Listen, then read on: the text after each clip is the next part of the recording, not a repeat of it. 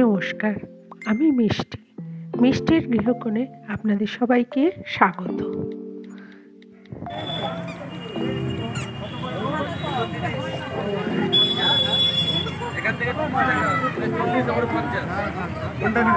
কোনটা পছন্দ মা? গোলাপি সাদা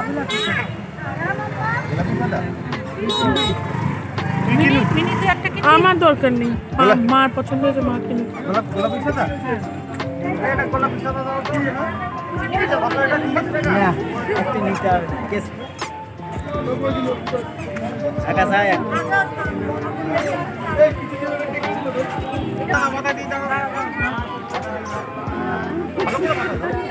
এ কেমন পড়ানো?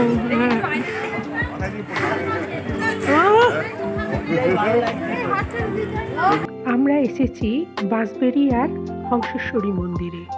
এটা হচ্ছে আগের দিন যে ব্যান্ডেল চার্চ গেছিলাম সেইখান থেকে খুব কাছে, আর সেই দিনই আমরা গিয়েছিলাম।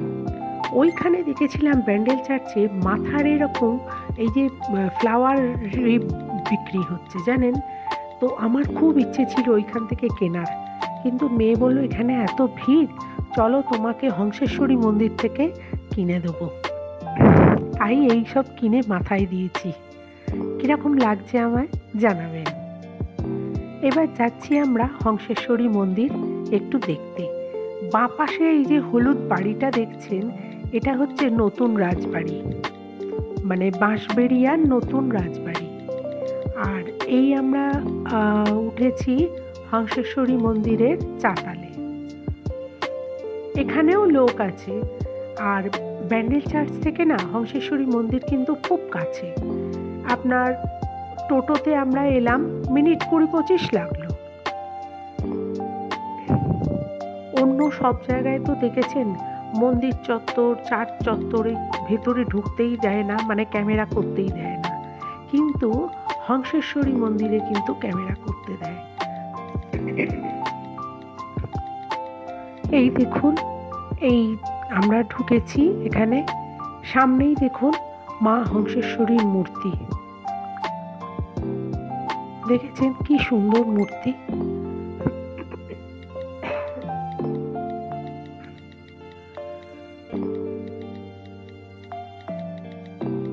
এই হংসেশ্বরী মূর্তি দেখে আমরা আবার বেরিয়ে গেলাম, চত্বরে বেরোলাম।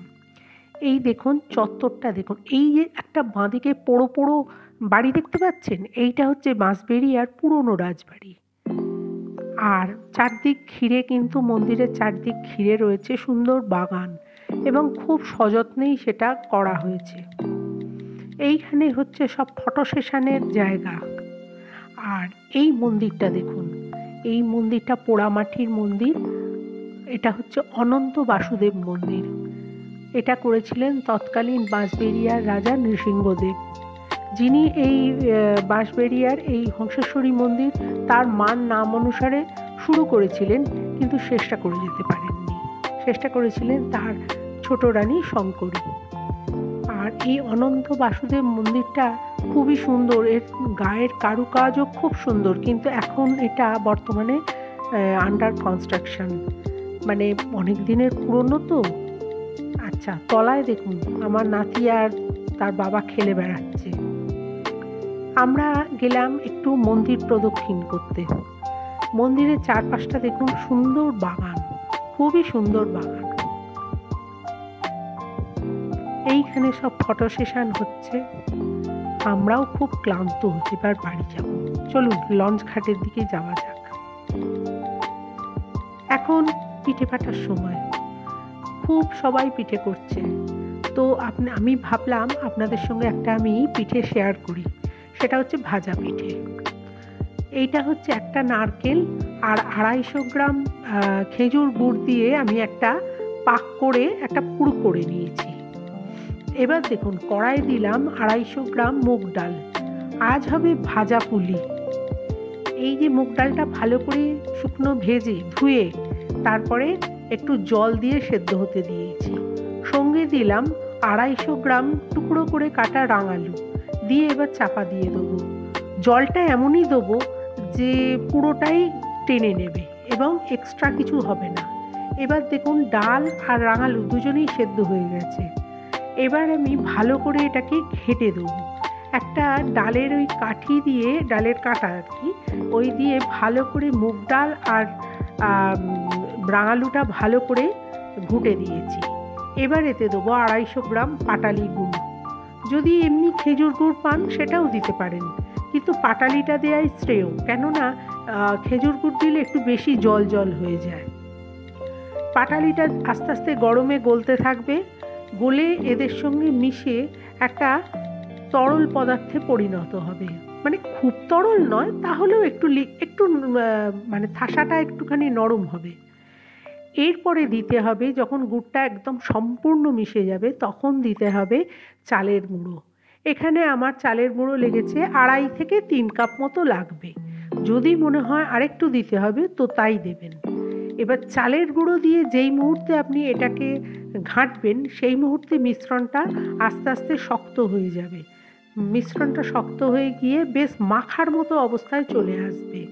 তখন এটাকে গরম গরম একটু হাতা দিয়ে দিয়ে মেখে নিতে হবে। নিয়েই দেখুন ডো তৈরি করে রেখেছি, 4টে ডো তৈরি হচ্ছে। এইবার ডো থেকে আস্তে আস্তে লেচি কেটে ওই যেরকম কচুরির পুর ভরে না, সেই রকম আপনার পুর ভরতে হবে। ওই নারকলের যে পুরটা করে রাখলাম সেইটা দিয়ে এবার পুলিগুলোকে এই জিনিসটাকে পুরো একটু পুলির আকারে লম্বা লম্বা করে ভালো করে ভরবেন। ভরে ভালো সুন্দর করে পুলির শেপ দেবেন। শেপ দিয়ে এটাকে ওপর নিচে একটু চ্যাপ্টা করে দেবেন, কেননা এটা কিন্তু ভাজা হবে, আর চ্যাপ্টা করে দিলে ভেজে আর কি উল্টোতে সুবিধে। এইভাবে দেখুন সবকটা পুলি আস্তে আস্তে গড়ে নিতে হবে। নিয়ে এবার কড়াতে চাপাতে হবে সর্ষের তেল। এই পুলিটা কিন্তু সর্ষের তেলে ভাজলেই টেস্ট। আমি এই পুলিটা জানেন প্রথম খেয়েছিলাম আমার এক বৌদির কাছে, সম্পর্কে বৌদি, কিন্তু আমাদের বাড়িতেও এই পুলি আমি খাইনি, মামার বাড়িতেও খাইনি। খেয়ে আমার এত ভালো লেগেছিল, বৌদিকে বলেছিলাম বৌদি আমাকে এই পুলিটা শেখাও তো বৌদি বলেছিল কি করে করতে হয়, কিন্তু তখন আমার বয়সটাও অত মানে অল্পই ছিল, সেই জন্যে এটা সাহস করিনি করতে। পরে একবার সাহস করলাম, দেখলাম যে না বেশ ভালোই তো হলো। আচ্ছা দেখুন পুলিগুলো বেশ ডিপ ফ্রাই করে করে তুলে নিলাম। তুলে নিয়েই এবার প্লেটে সাজিয়ে দিলেই রেডি ভাজা পুলি। ভাজা পুলি খেতে কিন্তু খুবই সুস্বাদু। আপনারাও একদিন করে দেখবেন। ভিডিওটা যেখানেই শেষ করলাম। নমস্কার।